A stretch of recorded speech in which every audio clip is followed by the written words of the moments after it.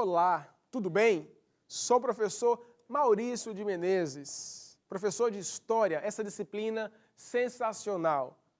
Na aula de hoje nós iremos falar sobre a origem da humanidade, de onde nós vimos, para onde nós vamos, quem somos nós, é o que nós iremos ver na aula de hoje. A imagem inicial é uma imagem mostrando a criação de Deus, é uma imagem de Michelangelo do Renascimento cultural, que demonstra Deus criando Adão, que nós iremos ver futuramente. Pois bem, agora vamos de fato saber qual foi os principais objetivos dessa aula. Confira comigo nos próximos slides. Iremos identificar as teorias sobre o surgimento do homem e suas relações com o meio ambiente na pré-história. O objetivo 2, iremos conhecer as hipóteses, isto é, explicações sobre o povoamento da América.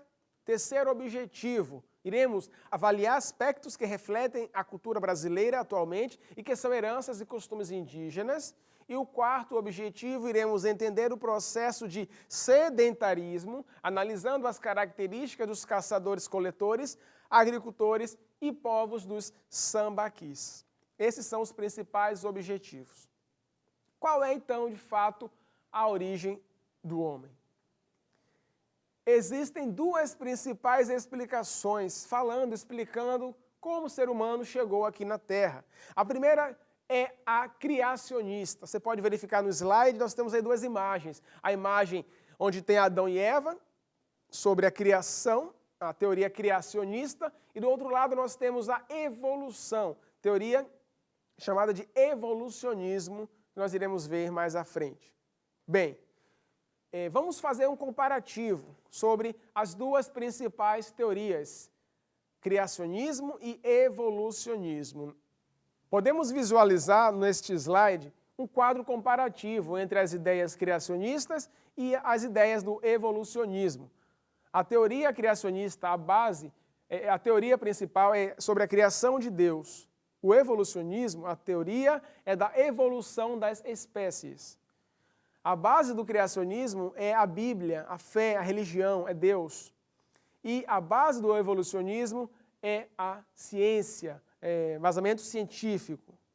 O autor do criacionismo, Deus, considerado como criador de todas as coisas. E o autor do evolucionismo é o naturalista Charles Darwin, que inclusive veio ao Brasil 2 vezes nos seus estudos e pesquisas sobre as espécies. No criacionismo, os primeiros humanos, Adão e Eva, e eles foram criados no Jardim do Éden. E no evolucionismo, os primeiros humanos eram os primatas que habitavam a África, os australopitecos, e Lucy é o achado arqueológico mais antigo que se tem notícia da humanidade que foi encontrado na África. E o que diz as teorias? A teoria criacionista diz que é uma teoria baseada no livro de Gênesis da Bíblia, segundo a qual o mundo foi criado por Deus a partir do nada. No princípio criou Deus os céus e a terra, e todas as coisas foram feitas por Ele. Gênesis 1:1. E o evolucionismo diz que ele afirma que os seres vivos passaram por constantes transformações, prega a evolução das espécies ao longo do tempo. Portanto, meus queridos alunos, as principais teorias é a criacionista e a evolucionista. Uma com base na religião, nas crenças religiosas, e outra com base nos experimentos, com base na ciência. Bem, e quais as teorias agora, as explicações sobre a chegada dos primeiros humanos à América? É muito importante nós percebermos que quando os portugueses chegaram em Pindorama, que o Brasil era chamado de Pindorama pelos povos indígenas, quando os portugueses chegaram aqui em abril de 1500, Pindorama já era habitado por diversas populações indígenas. Quando Cristóvão Colombo, este italiano, navegando pela Espanha, chega na América Central, a região da América Central e América do Norte também já era povoada por milhões de povos indígenas. Só que eu pergunto para você, como será que esses humanos, esses indígenas, estavam aqui? Como eles chegaram na América? Acompanhe comigo nesse slide as principais explicações ou teorias da chegada dos humanos à América. Nós temos a teoria 1, É a teoria chamada teoria asiática, onde os humanos, eles eram nômades, andavam atrás de caça, coletando pequenos roedores, animais, raízes. Eles andavam geralmente fugindo do frio em busca de água para um clima mais ameno, mais quente. Eles surgem na África, eles acabam subindo na Europa, chegam na Ásia, eles atravessam o Estreito de Bering. Eles atravessam, essa imagem a seguir mostra o Estreito de Bering, né, que é separado por 85 quilômetros, né, entre o continente asiático e o continente americano. Portanto, eles acabam migrando, passam pela última era glacial, essa região do Estreito de Bering, e acabou congelando, e por isso que foi possível que esses humanos passassem da Ásia para a América. E da América eles se espalharam. Isso aconteceu provavelmente pelos estudos arqueológicos 50 mil anos aproximadamente, ou seja, há muito tempo. A segunda teoria, como vocês podem visualizar no mapa, é a teoria polinésia, malaio-polinésia. Essa teoria diz que os humanos, nós iremos ver no próximo slide, teoria malaio-polinésia, afirma que, defende a ideia de que diversas tribos, diversos povos primitivos teriam utilizado canoas primitivas e, em ilhas, acabavam sendo levados pela correnteza, pelo vento, pela maré, em diversas ilhas que existem na região da Oceania, da Polinésia, até chegar na América do Sul. E aí eles acabaram se espalhando por todo o continente. E esta teoria, pelos estudos que foram feitos, aconteceu aproximadamente há 7, 8, 9 mil anos atrás. Então, as duas teorias sobre a explicação dos humanos na América, teoria asiática e a teoria polinésia, ou malaio-polinésia. Bem, os povos que habitavam a América eram diversas comunidades, diversos povos, não eram todos iguais. Existiam os caçadores-coletores, existiam os povos do litoral, chamados também de sambaquis. Haviam aqueles ceramistas também, nós iremos, chamados de agricultores, iremos verificar as características dessas três principais formas de povos indígenas que habitavam o nosso continente. Os povos caçadores e coletores, as principais informações, ocupavam grande parte do território brasileiro há aproximadamente 50 mil anos. A sua alimentação consistia em peixes, carne da caça e frutos silvestres. Eles utilizaram na caça o arco e flechas e instrumentos de pedra para facilitar no seu dia a dia, para plantar, para caçar.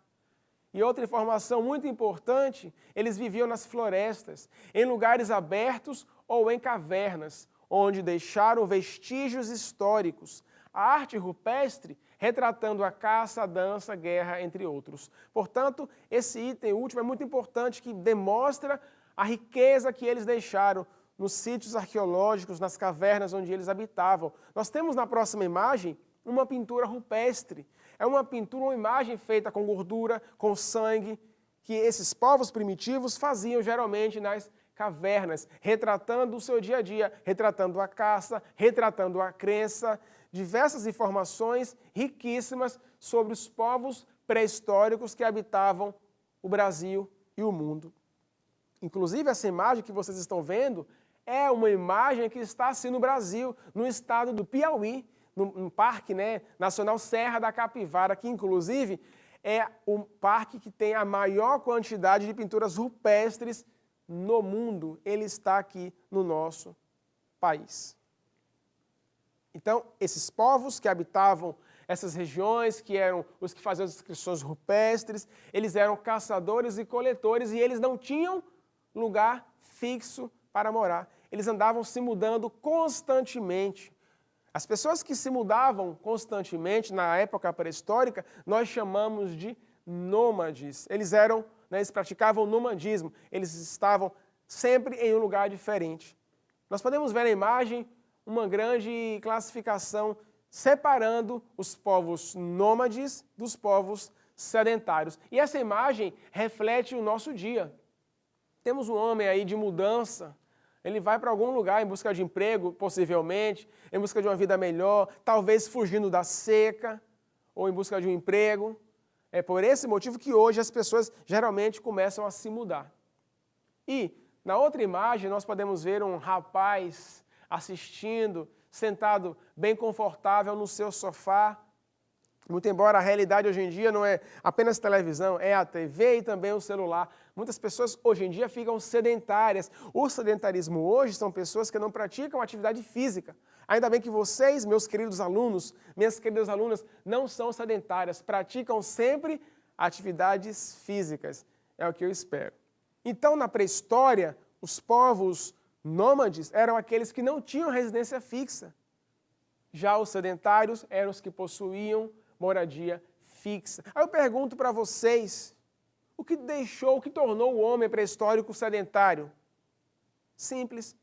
Duas coisas foram fundamentais para que esses povos passassem a ter moradia fixa. Foi a domesticação de animais e também o domínio da agricultura.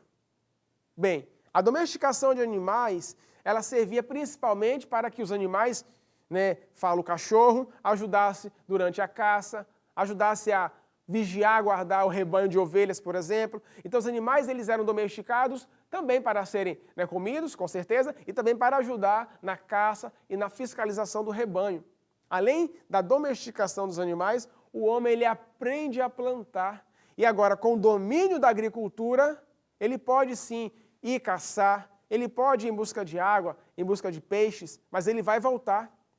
Volta porque ele plantou e ele quer colher, ele quer comer o fruto do que ele plantou. Portanto, a agricultura foi preponderante, foi de fundamental importância para que os homens pré-históricos tivessem moradia fixa. Tudo bem que era moradia nas cavernas, mas não deixava de ser a moradia desses povos pré-históricos. A segunda característica dos povos pré-históricos que habitavam o Brasil eram os povos do litoral, também chamados de povos dos sambaquis. E os sambaquis nada mais era do que amontoados de conchas, onde as populações indígenas que habitavam o litoral acabavam acumulando restos de comida, conchas. A palavra sambaquis é uma palavra tupi-guarani que significa amontoado de conchas. E essas conchas eram restos de peixes, moluscos, dentre outras comidas, alimentos que eles utilizavam no dia a dia. Além desses alimentos, eles também, com o tempo, começaram a ser uma espécie de cemitério. Isto mesmo, guardavam, enterravam os mortos e, com o tempo, historiadores, já na nossa era, acabaram fazendo essas grandes descobertas nesses sambaquis, de corpos humanos, restos de povos que habitaram na pré-história. Inclusive, nessa imagem, retrata um museu a céu aberto de um sambaqui, onde existe um fóssil de um humano que habitou o estado de Santa Catarina na época pré-histórica. E as principais localizações dos povos dos sambaquis é do Espírito Santo até o Rio Grande do Sul. Nós podemos ver mais informações no próximo vídeo sobre os povos dos sambaquis ou povos do litoral. Acompanhe comigo no próximo vídeo. Tudo indica que os povos que habitaram o litoral do Brasil antes dos tupis viviam do mar e da pesca. Eram os homens dos sambaquis que ocuparam a nossa costa durante alguns milhares de anos. Sambaqui vem do tupi tamba, que quer dizer concha, e que quer dizer monte, amontoado. Alguns dos montes de conchas construídos por esses povos chegam a medir 800 metros de comprimento e 30 metros de altura. A análise de crânios e esqueletos mostra que o povo dos sambaquis era de baixa estatura, cerca de 1,60 m para os homens e 1,50 m para as mulheres. Nos diferentes sítios arqueológicos em que são encontrados, os fósseis indicam estágios culturais variados. No Rio Grande do Sul, por exemplo, foram encontradas esculturas em pedra muito refinadas, o que não se vê em Santos. Ao longo da história, parte dos sambaquis foi submersa e parte foi destruída pelos primeiros colonizadores para fabricar argamassas e cal. Ainda hoje é possível encontrar esse material nas paredes de antigos edifícios de Santos. Na região, há remanescentes de 16 sambaquis. Acredita-se que seus povos tenham sido exterminados ou aculturados pelos tupis cerca de 1000 anos atrás. Pois bem, nesse vídeo que vocês acabaram de ver, nós conseguimos identificar as principais características dos povos que habitavam o litoral, principalmente do Espírito Santo, até o sul do nosso país. Existia também no Nordeste, mas essa cultura é forte principalmente no Espírito Santo, Rio de Janeiro, Santa Catarina, Rio Grande do Sul e também no Paraná. Os povos agricultores, que é a terceira característica dos povos pré-históricos que habitavam o Brasil. Nós temos aqui diversas características, diversos itens que eles utilizavam quando habitavam a região, diversas regiões do Brasil. O primeiro item é, eles habitavam em várias regiões do nosso país, do norte ao sul do nosso Brasil. Eles moravam em cabanas ou também em casas subterrâneas. Eles usavam corantes, usavam remédios naturais e também utilizavam em praticamente muitas coisas do seu dia a dia a cerâmica, que era feito com barro. E eles plantavam milho, eles cultivavam também o feijão, o amendoim e a famosa mandioca, que é um dos principais itens da culinária indígena no nosso país. Os principais povos agricultores do Espírito Santo, diga-se de passagem, são chamadas de tradições de povos Aratu, tradições Tupi-Guarani e tradição Una. Pois bem, a principal marca desses povos, como eu falei, era o uso da cerâmica, diferente dos povos caçadores e coletores, que não utilizavam a cerâmica. Diferente também dos povos do litoral, do Sambaqui, que não utilizavam a cerâmica. Já os povos agricultores, sim, eles utilizavam a cerâmica para armazenar água, para guardar também alimentos e principalmente como se fosse um caixão. Isso mesmo, a função principal das urnas funerárias era guardar o corpo do indígena, né, do ser que havia morrido. Inclusive, sempre que alguma prefeitura, alguma obra, alguma empresa de construção civil vai construir algum prédio, alguma obra, quando começam as escavações, sempre acontece de que algumas dessas escavações encontram achados arqueológicos, porque o Brasil era habitado por diversos povos e os ceramistas estavam nesses diversos lugares. Por exemplo, aí na região norte do nosso estado, na região norte do Espírito Santo, em São Mateus, um abraço aos alunos de São Mateus, existe um museu municipal, e nesse museu municipal existe, por exemplo, uma urna funerária que foi encontrada no meio da rua durante uma obra de escavação. Essa urna funerária tinha ossos, né, de povos, de um homem ou mulher que estava naquela região, que foi enterrado no chão, dentro dessa urna. E arqueólogos foram chamados para investigar, para estudar, para analisar as peças e acabaram chegando à conclusão de que foram povos que habitaram a região de São Mateus, no norte do nosso estado do Espírito Santo. No sul do estado também sempre são encontrados achados arqueológicos e os povos ceramistas, eles guardavam os corpos dos mortos dentro desses objetos.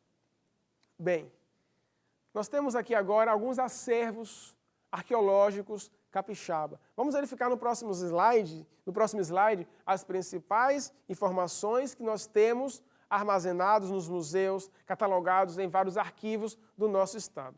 Do acervo pré-histórico nós temos objetos confeccionados em pedra, como lâminas de machados, lascas de pedras, usadas como raspadores, como facas, perfuradores e também utilizado como alisadores e também como a mão do pilão. Acervo em cerâmica, nós temos vasilhame utilitário de diversas formas, urnas funerárias e também temos cachimbos, isso mesmo, cachimbos de cerâmica. Em osso, nós temos ponta de projétil, adornos labiais, temos contas de colar, temos dente de mamíferos perfuradores para colar, temos também perfuradores e agulhas. Olha que interessante, agulhas feitas em ossos. E por fim, de conchas, nós temos raspadores, placas de colar, contas perfuradoras de colar, facas, recipientes de alimentação e candeeiro. Portanto, nós podemos observar no slide anterior a riqueza arqueológica do nosso estado. Os arqueólogos, eles desempenham um papel importantíssimo de compreensão, de estudo, de verificação dos povos que habitaram no passado onde nós moramos hoje. Pois bem, nós temos a cultura indígena muito rica no nosso estado e no nosso país.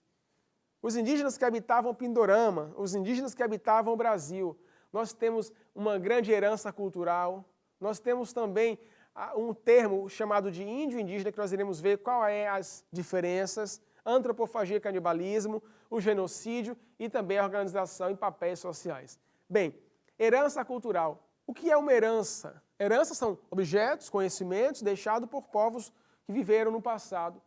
Então, herança cultural são objetos, conhecimento, práticas deixadas por povos que habitaram o passado, a nossa região. A herança cultural, o legado cultural indígena é riquíssimo no nosso estado e no nosso país. Podemos destacar vocabulário, hábitos de higiene, alimentação, práticas do dia a dia, festas, enfim, uma infinidade de itens que nós utilizamos no nosso cotidiano. Vou dar um exemplo. Várias palavras.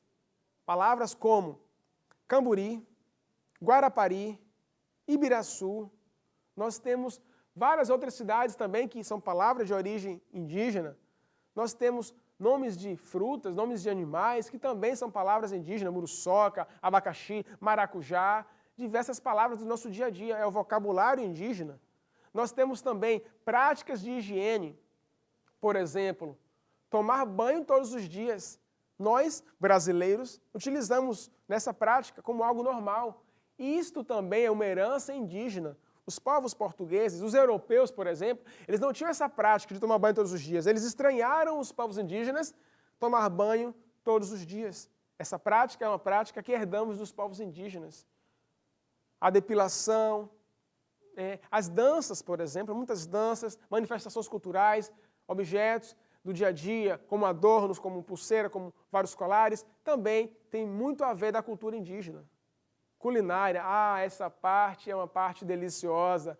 A culinária, inclusive capixaba, ela é forte em elementos culturais indígenas, como a moqueca capixaba. Por falar nisso, deu até fome. É uma herança forte indígena, inclusive que é feita, a diferença da moqueca capixaba, que é tão boa quanto a moqueca baiana, a diferença que a capixaba ela é feita nas panelas de barro e não vai o azeite de dendê.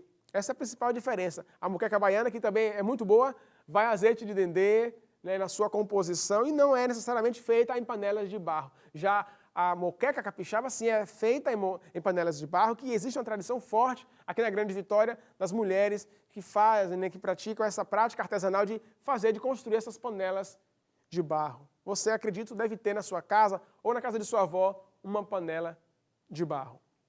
Então, a culinária, vocabulário, práticas de higiene, várias festas do nosso calendário, sim, é de origem indígena. Além da herança cultural, nós temos o termo indígena e índio, que não é a mesma coisa. Isso mesmo.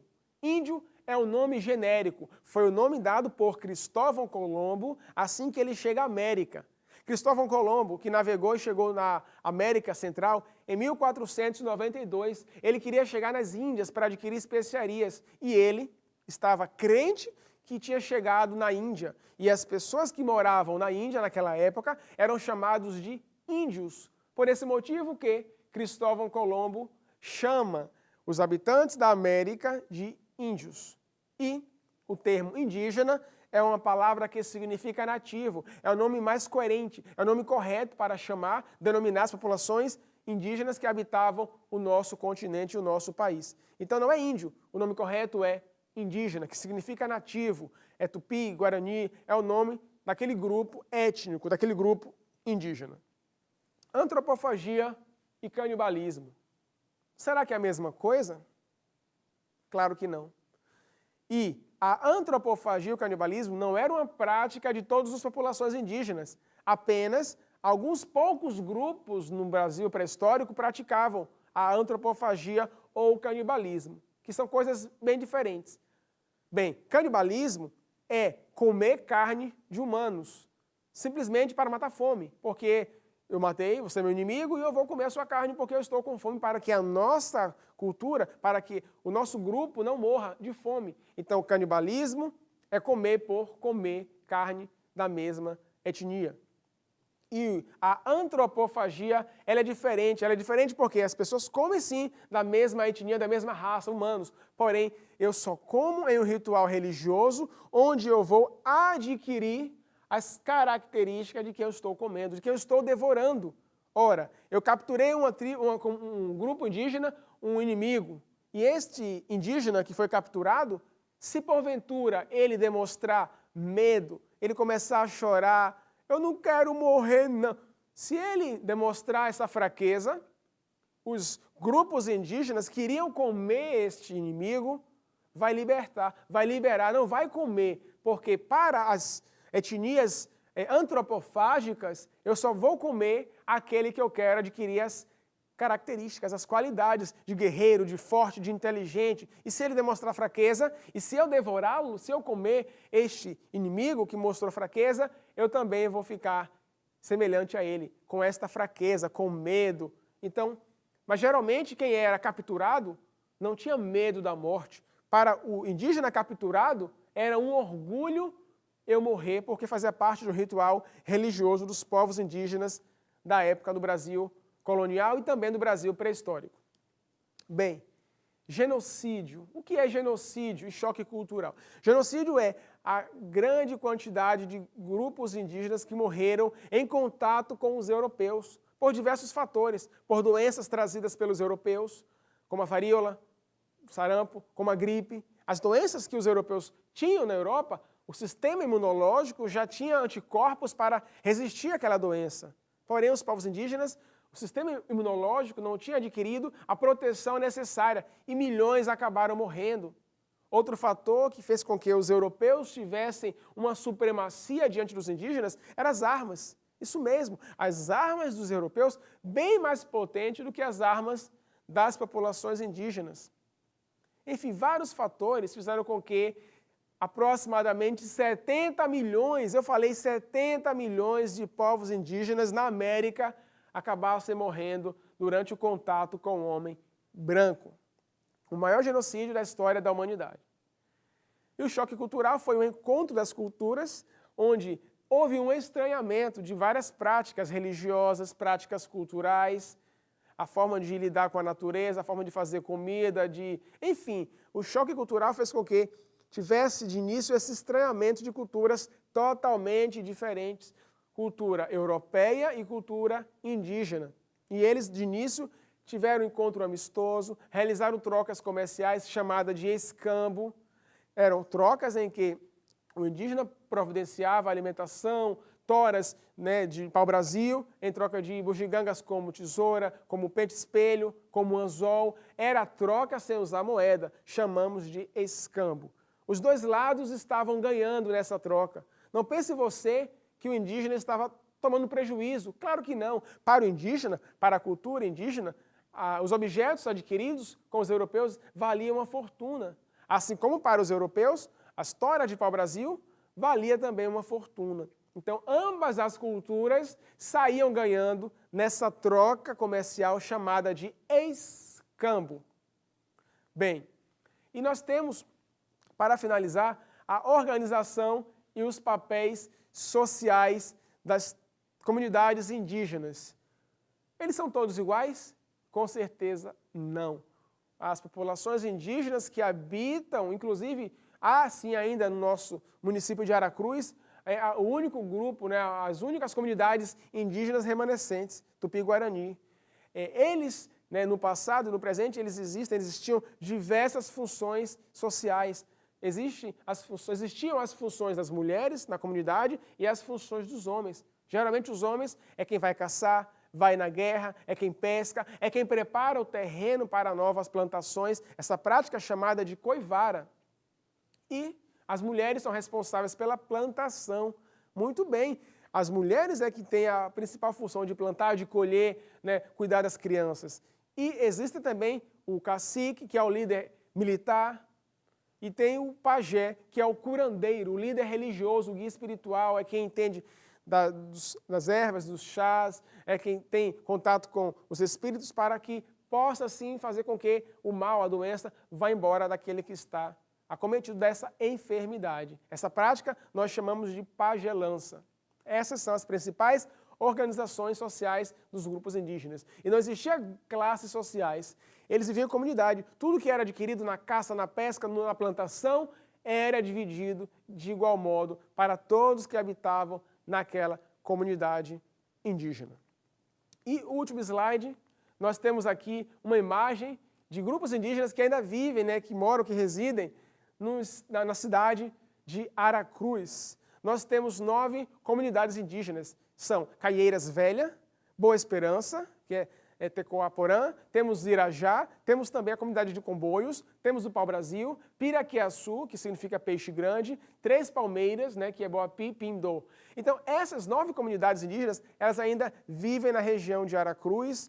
E Aracruz, como nós podemos ver no slide, é o único município capixaba que possui índios aldeados no estado do Espírito Santo, com 2 etnias, a Tupiniquim e a Guarani. Inclusive, existem vários eventos em que as pessoas acabam comparecendo, existem festividades, eles tentam manter a cultura viva mesmo em pleno século XXI. Com certeza, o indígena, ele tem que ter as tecnologias da nossa era, ele tem que ter cada vez mais internet, tem que ter acesso aos meios de comunicação, aparelhos, né, smartphone, carros. Com certeza, nós não podemos ter um preconceito com relação aos povos indígenas. Tem pessoas que pensam que os grupos indígenas, eles têm que ficar parados no tempo. Claro que não, ele está no século XXI e ele tem direito, acesso a todos os meios que todo mundo tem acesso na nossa era, na era digital. Portanto, esta foi uma aula sobre a origem da humanidade, dos povos que chegaram na América, das culturas indígenas que habitavam o nosso estado do Espírito Santo. Espero que você tenha anotado as informações, tenha compreendido, tenha gostado e aproveitado muito essa aula. Um grande abraço e nos vemos num próximo encontro. Tchau!